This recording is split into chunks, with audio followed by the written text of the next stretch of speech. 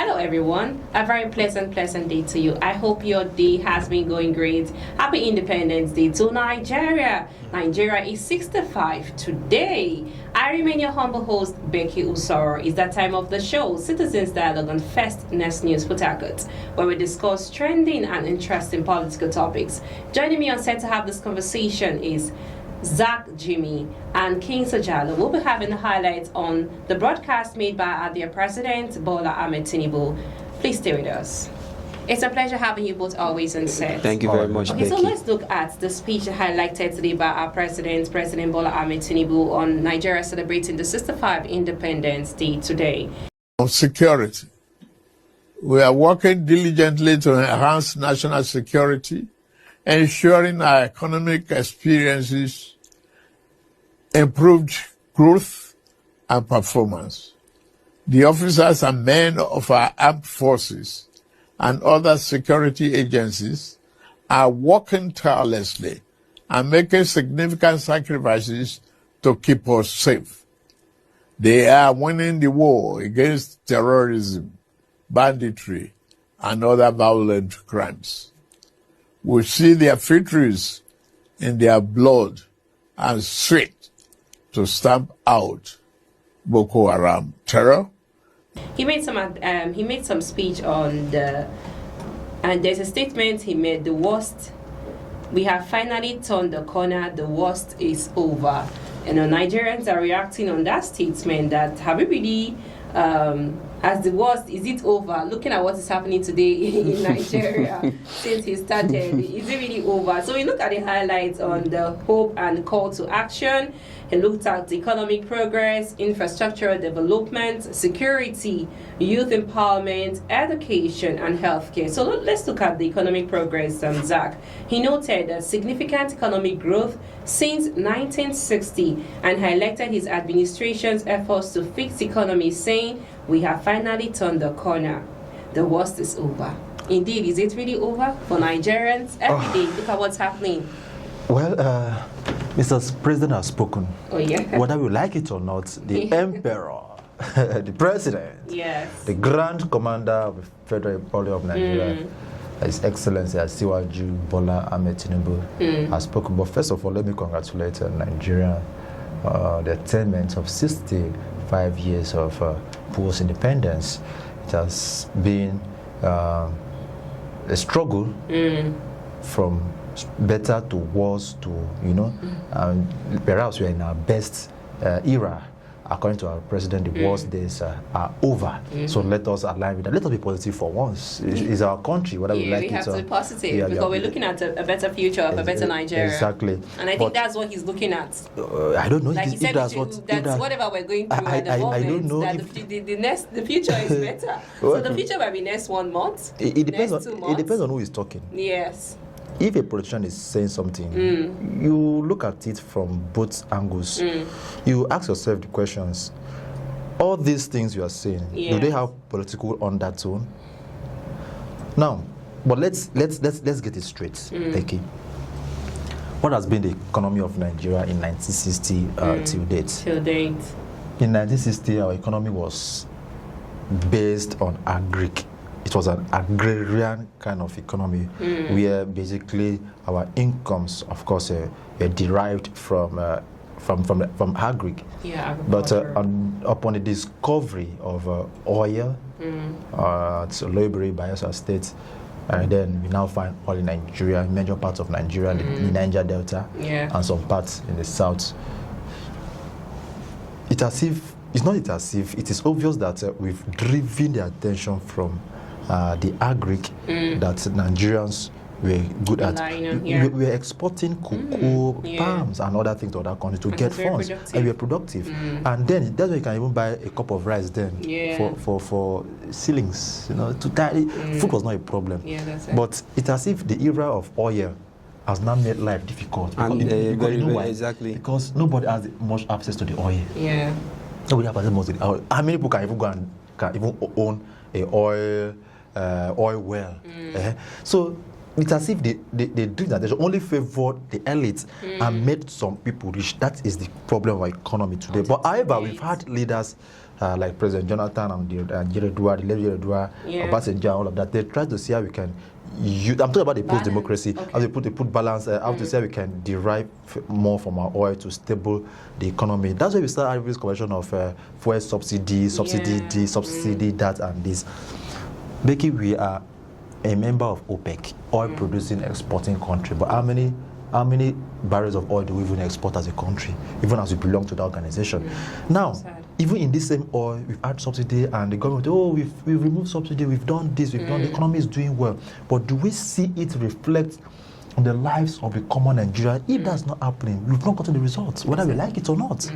We've not gotten the results. Mr. President, for me, I just feel it's just making a statement that it's also on paper. It is not reflecting on the lives of Nigeria. Let us see Nigerians who are doing well, courtesy of the economy, doing great. Then we can now beat our shoulders and our chests rather and say, okay, the economy is actually doing great. He spoke about 4.23% GDP increase in the first quarter of 2025. Yes, the statistics are there. Fine. Like I mentioned earlier, are we still borrowing? Yes. What is our inflation rate? Still high. What is our debt profile index according to the DMO, the data in the debt management office? Still, is it right on the cases? Yes. So how do you balance your economy when you keep borrowing? Take it today, what is the rate of dollar to naira? Dollar is struggling. Today it's 1.5. Today it's 1.550, 1.6. I dare you, the economy is doing great. A country, before I end, so that you go to other highlights of his broadcast. A country, Becky, that we have 2 bills for 1 naira note. Have you seen that before in any country that in 100 naira we have 200 naira? In 200 naira we have 2 kinds of 200 naira. In 500 naira we have 2 kinds of 500 naira, and you say your economy, your naira will not devaluate. So it's as if the people who he has put in place to work on the economy, they're not doing a great job, but they will still come out to tell you, they'll applaud the president. You are doing well. Ngozi Okonjo like visited him recently at the government house at Sorok, and he's doing great. His friend, the governor of Anambra State, who was once time a CBN governor, according to the professor of economy, he visited him, and you say he's your friend. What advice has he given you to push our economy? Even the Yemi Kadoso, CBN governor, what kinds of plans has he been able to bring to Nigerians to ensure that the sufferings have been taken away? You see how we can reduce it drastically. It's as if the efforts are not yielding results, and Mr. President should rather sit back and we strategize rather than coming out to telling us what we are seeing. We are seeing this thing. It is what I've accomplished. It is not rocket science, Becky. It is not rocket science. We can see it. If the economy is doing well, we will see it. I will go to the market and I'll buy rice 1 cup 2.25 naira. Nobody need a blind. You see, in this defense, everybody is not educated. Even the woman in the market knows that. Understand that when it's happening. You don't even need to tell them. It's natural. So let him go back, re-strategize. He told us in 2023 that it's going to handle the economy, a slow down purchasing power. Mr. President, what are we seeing? Thank you so much. Jalo, what's your conversation on that? First of all, I want to congratulate Nigeria. Happy independence on our 65-year, existing independence. I really want to also commend the president on his statement and speech. I think he really analyzed most of the things that Nigeria has accomplished based on development, which I see, in most cases are false.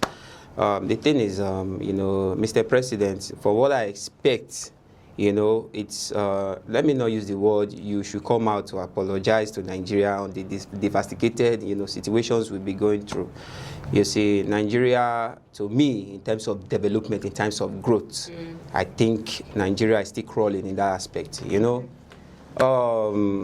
Nigeria, since 1960, we got independence. Yes, before then, we've been surviving in 1 or 2, just as my colleague said, in 1 or 2 commodities exploration and stuff like that, just as we now have the crude oil exploration and all that. And if you, from what he said, which I really grabbed, he said we based in agricultural aspect in that era, and Nigeria has been really doing well. Now, why is it that this particular exploration of oil has really made things, so difficult, drastic and difficult for Nigeria? You see, the thing is that it seems in this era, you understand, maybe due to corruption that has really brought about all these things. Now look at, he said we are already growing and stuff like that. Now look at Dubai. Dubai is also an oil producing country. But look at, I think maybe when Nigeria got there, Dubai has not even dreamt, you understand, of being independent. That country was a dry desert as at then, Becky. Now look at Dubai today. I think in just 7 years, Dubai grew to one of the, leading economy in the whole world from the Middle East. Okay. Nigeria, we had this independence in the 90s. What proof? Okay, as an oil exporting nation, they are supposed to be heavy proof. A proof that, okay, look at our road. Check out, okay, let me use my state for example. Look at I'm sorry to interject here. Before we look into that part, into the infrastructure development, okay, just on that, Tinubu made mention of the ongoing projects, including the Kano-Katsina Maradi Standard Rail project and the Lagos to Calabar Coastal Highway. Okay, so you can actually add to that. Yes, yes, concerning road transportation, infrastructure, and all that. You understand? Let me, from our former president, I think in terms of that railway aspect, I think there've been moves concerning it. I really applaud the late president Buhari on that. In his tenure, he launched most of this railway stuff and stuff like that. I think those things has been on. Even from our former president, Goodluck Jonathan, but it commenced in the time of the late President Buhari, and in some areas in the Kanji railway sector that is still on. Now, how far has our current president administration, how far has he realized it? How far has he brought it? So these are the questions. Okay, look at the road of Benin Delta Road in the south, in Delta State. You can see how bad that road. At least this, I think these are things, the administration of President Bola Ahmed Tinubu should be looking onto. I see you go through that road right now, Becky. You see how heavy trucks are being stuck on the highway for at least 4 to 5 hours, which is insane. You are talking about Lagos Calabar Coastal Way, where there are other projects that you are supposed to feast for easy movement of the economic progress, and you are constructing another highway called the Lagos. Okay, let me just analyze this. How long will you think that road will be completed when there are other infrastructure that should be put in place for easy movement of citizens? These are the things we are talking about. Construction of roads shouldn't be a problem in Nigeria as we speak, Becky, because this country have what it takes. Okay. Yes, it has what it takes in terms of transportation system. But unfortunately, these are things that are being ignored by, let me not say the federal government right now, even the state government and stuff like that, and which is really causing crisis. On a daily basis, you hear of trucks, explosion on Lagos-Ibadan Expressway. Are you now telling me that those things cannot be fixed, those things cannot be, and lives are being lost on a daily basis in this, this particular undeveloped infrastructures. So I think Nigeria should, at this point, this thing should be a minor thing that should be drafted out without no panic. Thank you so much. Zach, looking at the infrastructure development, what do you have to add to that? Well, Mr. President has listed so much of his infrastructure strides ever since he assumed office. But let Nigerians understand that this is not a second year anniversary or third year anniversary where he's supposed to give us, update of his administration. This is independence. Yeah. So the question should be more of Nigeria from 1960, although he is the president now, so he should be able to tell us what he has done to add to the development of the country. So in other way, it's part of giving us updates of his tenure in office. So now let's look at Lagos-Ibadan Expressway. He said it's 90.9 to 92% complete. The Abuja-Kaduna-Zaria Kano Road, 65 to 70% complete with Section 2 fully operational. You look at the Enugu-Port Harcourt Expressway, 75 to 80% complete with the Umuahia-Aba section open in June 2025. You have the Lagos-Calabar Coastal Highway, 30 kilometers inaugurated in May 2025, with a total of length of 700 kilometers. And the second Niger Bridge across roads, construction began in March 2025 with a 17.55 kilometer axis. So that's for road and rail. We have Lagos-Ibadan Standard Gauge Railway. We have the Abuja-Kaduna Railway, Kano, Muradi Line, Port Harcourt, Maiduguri Railway. Talk about power and energy. We have the Zongeri hydroelectric power plants. We have the Mambila hydropower project. We have the Siemens power project and ports. We have the Lekki Deep Sea Port and Onne port in River State. We have airports, Murtala Mohammed Port, and Nnamdi Azikiwe and other developments and so on and so forth. Now, look at the infrastructure. Just like I mentioned about economy, Becky, I think Mr. President missed it out when he failed to tell Nigerians how much some of this infrastructure costs and of what economic importance or value would this infrastructure, of course, be to the common Nigeria. Imagine the project like the Nnamdi Azikiwe International Airport and the Murtala Lagos. Look at the amount of money injected to that project. That's the same project that Buhari spent so much, over 130 billion naira to fix. Now, another person is just in less than 2 years. Buhari is there again. What happened to really before the Arabic? So it's as if. And there are other things too. Yeah. So I think most of these projects today is 75 to 80% complete, and 90 to 92% complete, and all of that. For me, if they complete it, fine. But what's the fate that some of these projects will be completed? And the ones that will be completed, like I mentioned earlier, what importance would they serve? Yes, it is good. They do projects. Some of them do projects so that they can, they can bloat their scorecard. Do they ask themselves, this project, does it have any importance to the people? If yes, tell us how much you've spent. Why is it that Dave Umahi and the president, they seem to be economical with the truth on telling Nigerians the actual state of finance, all right, on this infrastructure. But when we talk about infrastructure, Becky, what's the state of our roads? Yes, you can do roads in Abuja, linking Maitama to Gwarimpa to this and that. But do you go to rural areas and see what those people are happening, what they're going through? See, majority of Nigerians are in the rural environment. When we talk about developments, rural development and urban development, and we don't take our focus to the rural development, what do you think would be the standpoint of those living in the rural? They will feel neglected. They will feel marginalized. That is, the government does not put them into consideration, into cognizance. So in all of this, I have not seen projects that are targeted at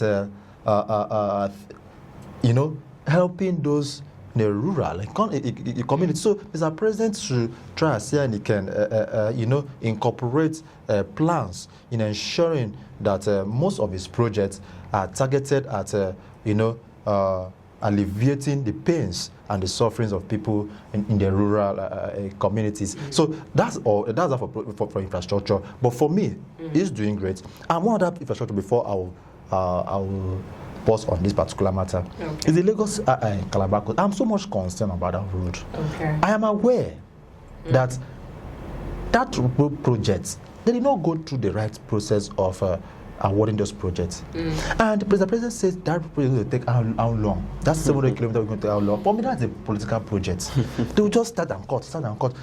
Okay, should he not win election come 27? Do you think the next president may come and then? So they should not keep exploiting the road and then continue from that. I've been in Calabar. The session that started from Akankpa, they just open it and keep opening that. But and neglect other roads. Yeah. So what if Mr. President, what if he doesn't return in office come 2027? What do you think would be the case of that road just open like that and keep? So I think, Kings, I think instead of doing newer roads, work on the other roads. Look at Saple Road. One thing at a time. Yeah. Becky, I say one thing at a time. We open this. I don't know if you don't finish, what will happen? We'll now keep having pile-ups of abandoned projects. Okay, sir, just to look at the security, you said something about the rural areas. He assured Nigerians that his administration is winning the war against terrorism, banditry, and other violent crimes. Look at what's happening in the rural areas, in northern area, every day by day, bandits killing, and So what do you have to say on that? Security. Even the blind can see this one. Even the deaf, yes. Mr. President, by virtue of his position as enshrined in Section 130, he is the Grand Commander and the Chief Executive of the Armed Forces. So anything about security stops on his table. But let me start from here. When Goodluck Jonathan was the president of Nigeria, Tinubu at the time was using his Twitter handle, his ex handle, formerly Twitter, to fire Jonathan. Yeah. Oh, you can't do this. Oh, you can't do this. I was asking myself, you run from your region, your south. You couldn't let him breathe. You couldn't let him breathe. Kick him out. Now you are there. They killed a colleague yesterday. That was as a case of insecurity. People have been, in short, lives in Nigeria has been mortgaged to something that. As though we're not safe. It's as if when you wake up in the morning, you just, should I die today? That's just so the common case. People are. Death has now become a normal thing that people will just die. And it is worrisome. It is sad. And if you look at how much we inject into security, the security architecture in the country, from the budget, the fiscal budget the president presents to the National Assembly, you see that so much has been given. But Englishman will tell you, to whom much is given, much is what? Expected. It's as if we've given so much to security, and what we end up getting is not too good a result. Although I will give it to some of the security agencies. Actually, there are some that are doing well, and congratulations to those men. And the ones who lost their lives. Yeah, who put their life there at the front line to ensure that we sleep at peace. But for those ones, they have a special place in our heart. We keep thanking them and thank their family for even, But to this government alone, the government, as a engineering force, as a body, there should be a complete overhaul of architectural system. The discussion about state policing should not be overemphasized. We should get it working already. We should get it working already. At a system where people can no longer.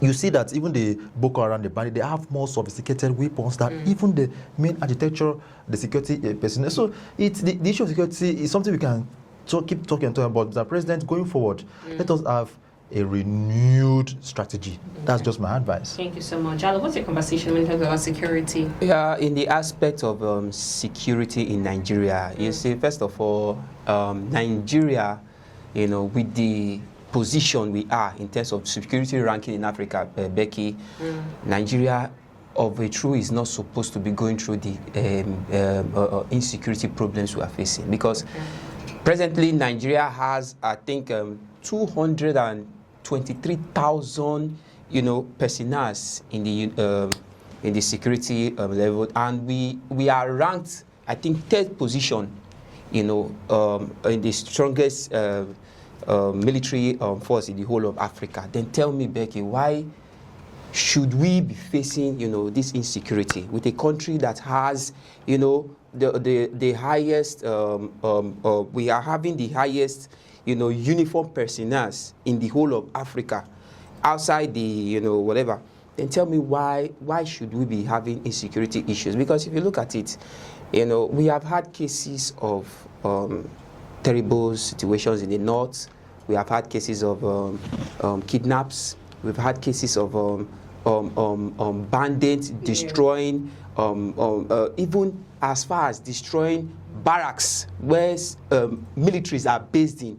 You know, is when I see things like this, I'm like, it's uncalled for. In the whole of West Africa right now, we have the strongest weapons. You know, name all kind of sophisticated weapons. Nigeria has it all. Then tell me, why should we be having insecurity problem? Yeah. Because the thing is, celebrating independence today should be, you know, we celebrate this. In fact, security should be one of the things we should be celebrating in Nigeria. But it's unfortunate right now that with the current state of insecurity in Nigeria, it's to me, I think this 65 years of independence, to me, sorry to use the word, it seems call for. That is true.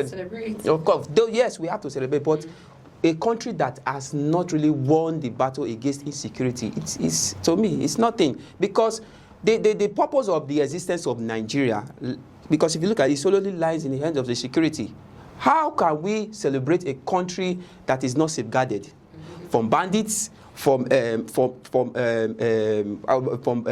do you call it, border terrorists, so on and so forth? Look at country like what they call it, Libya. Okay. Look at countries like even as Ethiopia. Ethiopia is not even not to our own standard in terms of. Look at the country. Have you had, you know, bandit problems and insecurity from those regions? So it's a thing. Look at just Burkina Faso. This is a country that is not even up to our standard. You know, fine. Kudos to the military president, Traore. Yes, he's doing fantastic. But if you look at it very well, Becky, you will discover that with their enforcement and, you know, connection with countries like Russia and so, they are still not up to our standard. But yet, the so-called terrorists and whatever that has been, you know, striking that country still don't have control over them the way Boko Haram and other terrorists have taken charge over this country. It's uncalled for. And we are the third strongest military. We are having the third strongest military in the whole of Africa. Then tell me why? What is Nigeria's problem in terms of security? Because of what? Bad government. That is just it. Let's go for a short break. Please stay tuned.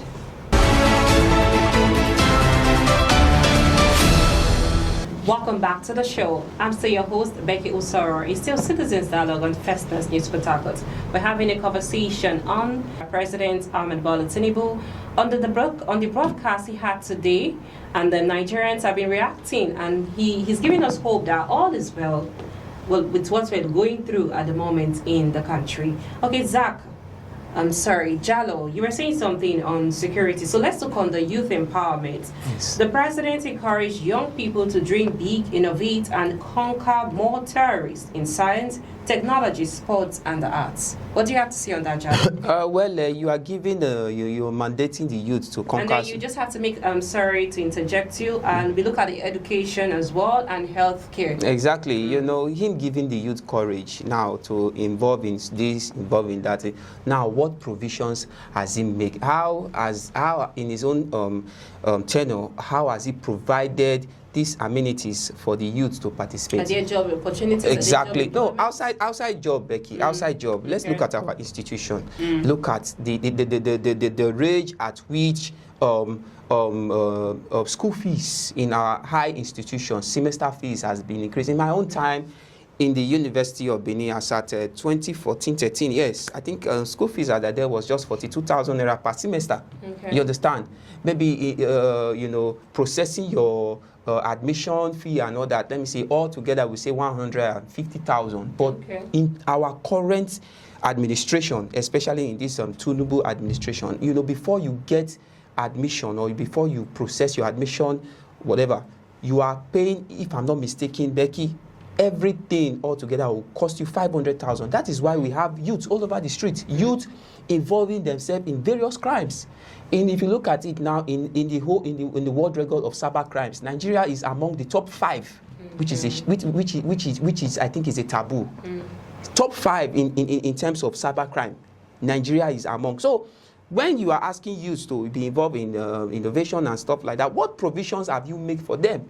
You understand? Okay, now, in the aspect of tech, in the aspect of tech. Look at China. Okay. I believe in kindergarten area of China, you see children involving themselves in technology. Most of the devices, let me be honest, most of the devices in which we use in this country, most of them are just school projects done by young fellas in these countries like China, even in US. That is what what provisions, that is the question we should be asking. What provision has this administration provided for the youth? So I don't think there are any provisions properly made for the youths. Thank you so much. Just a round off for this episode. Zab, what do you have to say on youth and education and healthcare? Well, we are youth. If the country is doing well, we'll see it that we are actually doing great. And the rate of unemployment, 4.3%, according to the Nigerian Bureau of Statistics. Yeah. That means Nigerians are underemployed. The unemployment is too high.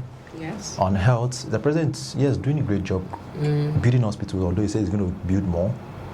But Becky, do not forget, in this country we had leaders who traveled out for healthcare.